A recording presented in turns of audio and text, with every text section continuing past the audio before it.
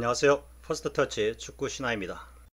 오늘 새벽에 끝난 프리미어리그 2라운드 경기인 토트넘 대 에버턴전에서 토트넘은 손흥민의 멀티골이 폭발하면서 4대0 대승을 거두었습니다. 이번 에버턴전에서 대승을 이끈 가장 중요한 요소로는 역시 손흥민의 포지션 변화입니다. 개막전인 레스터시티전에서 왼쪽 윙으로 선발 출전하였지만 왼쪽 사이드에 갇혀서 거의 아무것도 하지 못하고 부진한 플레이 끝에 거의 팀 내 최저 평점에 가까운 평점까지 받아야 했던 손흥민은 이번 에버턴전에서는 최전방 중앙 스트라이크로 나서서 프리롤로 경기장 전반을 누비며 멀티골까지 기록하면서 토트넘의 대승을 이끌었습니다. 솔랑케가 발목 부상으로 결장을 한 가운데 히살리송이 솔랑케의 자리를 대신할 거라는 유력한 예상들을 뒤엎고 손흥민은 중앙 스트라이커 원탑으로 출전하였고 왼쪽 윙어 자리에는 신입생인 오도베르가 선발로 기용되었습니다. 오도베르의 플레이는 전반전 중후반까지 상당히 좋았고 후반 이후에는 에버턴의 수비에 막히는 모습을 보였는데 오도베르의 개인적인 재능과 역량은 확인한 경기였지만 역시 아직은 경기 경험을 필요로 한다는 것을 확인한 경기이기도 했습니다. 앞선 영상에서 세 장으로 표현했던 왼쪽 윙어 자리에서 벗어나 중앙 원탑 스트라이크로 뛰면서 동시에 프리롤로 공격을 조율하고 크레고로스의 역할까지 완벽한 플레이를 보여준 손흥민은 프리미어리그 공식 MOM은 물론 영국의 대다수 매체들로부터 최고 평점을 받았습니다. 뜻하지 않은 솔랑케의 부상이 사실인지가 사실 조금 의심이 되기도 하는데 그 배경은 레스터시티전의 졸전으로 위기감을 느낀 포스테코글루 감독이 지난 시즌에 그랬던 것처럼 손흥민을 다시 중앙 원탑으로 돌리기 위해 솔랑케의 부상을 흘린 것은 아닌지 하는 의심마저 들기 때문입니다. 아무튼 레스터시티전 리뷰와 포스테코글루 감독이 손흥민의 최적의 포지션은 왼쪽 윙어라고 한 인터뷰에 대해서 반론을 제기한 영상, 이 두 편의 영상에서 축구신화는 손흥민의 최적의 포지션은 왼쪽 윙어는 절대 아니며 중앙지향적인 프리롤로 자유롭게 공격을 펼쳐야 손흥민의 포텐이 가장 잘 발휘된다고 강조하였습니다. 이러한 분석에 부합하듯 손흥민은 지난 시즌 개막전인 브랜포드전에서 이번 시즌 개막전에서와 같이 심한 부진을 겪은 후 2차전인 맨유전에서부터 중앙지향적인 움직임을 통해서 공격력이 살아났고 이었고 본격적으로 중앙 원탑 스트라이크로 나선 4차전인 번리전에서는 해트트릭을 기록하면서 이후로는 줄곧 토트넘의 중앙 스트라이크로 활약하면서 골 레이스를 펼쳤습니다. 하지만 중앙 스트라이크로 선발로 나섰지만 박스 안에 갇혀서 동료들의 도움을 기다리는 플레이를 할 때는 극심한 부진을 보이기도 했는데 이러한 상황들을 종합하여 축구신화는 손흥민의 최적의 포지션은 프리롤로 중앙지향적인 공격 움직임을 가져갈 때 그 자체가 최적의 포지션이라고 강조하였습니다. 즉 손흥민이 중앙 원탑 스트라이크로 선발로 나선다고 해도 박스 안에 갇혀서 동료들의 지원을 기다리는 플레이를 할 때는 손흥민 본인의 플레이가 나오지 않으면서 고전을 하기 때문에 박스 안을 자유롭게 넘나들면서 중앙지향적인 움직임을 가져가야 한다고 주장했던 것입니다. 손흥민의 두 골 모두가 이렇게 프리롤로 활약했기 때문에 가능했다는 것을 알 수 있습니다. 첫 골은 최전방 스트라이크로 상대 골키퍼를 강력하게 압박하는 과정에서 획득하게 된 골이었고 두 번째 골은 손흥민의 스프린트 역량과 골 결정력이 만든 골로서 반드벤의 빠른 스피드를 따라잡는 손흥민의 스피드가 아니었더라면 그런 골을 아예 만들어낼 수가 없었고 또한 그 장면에서 손흥민의 뛰어난 골 결정력이 있었기 때문에 역시 골이 가능했던 것입니다. 만약 손흥민이 개막전에서와 같이 왼쪽 사이드에 갇혀서 동료들에게 볼을 배급하는 역할에 묶였다면 이런 경기력과 골들은 나오지 못했을 것입니다.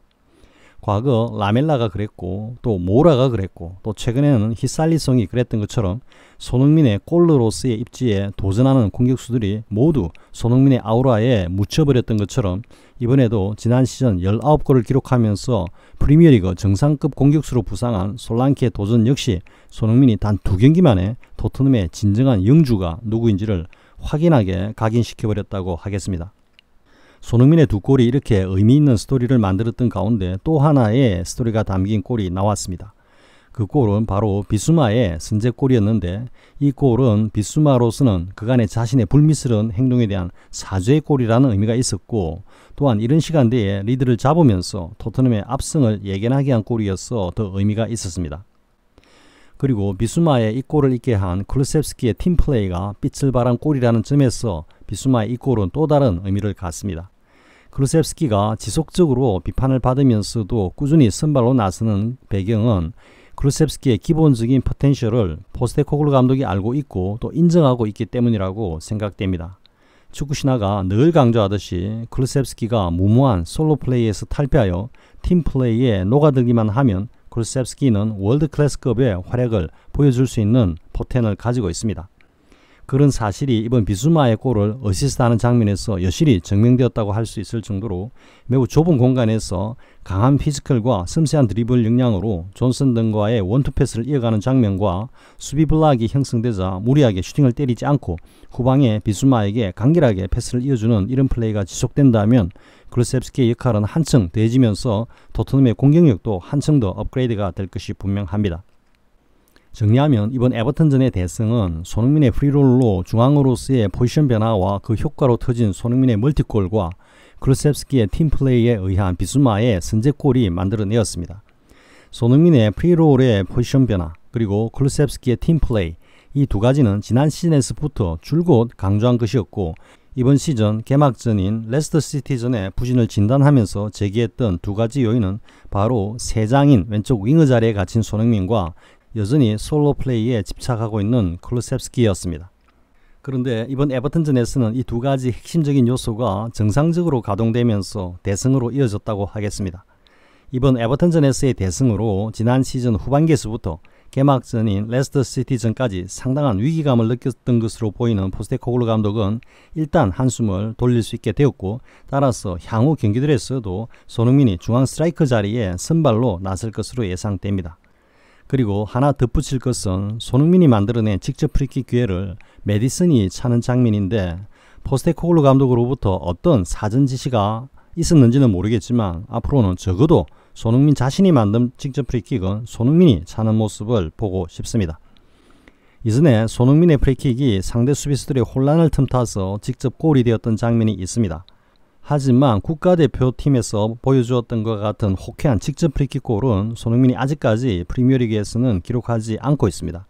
골 하나하나마다 스토리를 담고 있고 또 때로는 웅장한 스케일을 그려내는 골을 만드는 기록의 사나이 손흥민이기에 이제 남은 스토리 중에 하나인 강력한 직접 프리킥 골이 손흥민을 기다리고 있을 것입니다.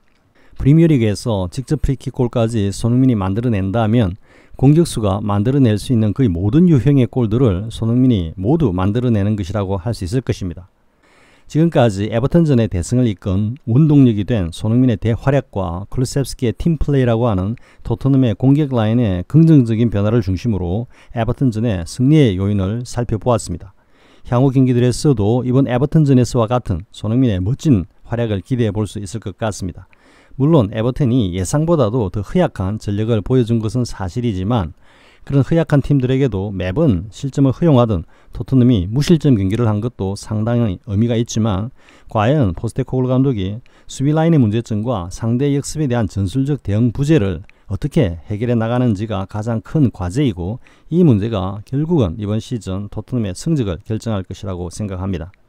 위기에 빠질 뻔한 포스테코글루 감독을 다시 건져낸 손흥민 향후 경기들에서도 멋진 골들을 기록하기를 기대합니다. 시청해주셔서 고맙습니다. 구독과 좋아요를 주신 분들께 감사드립니다.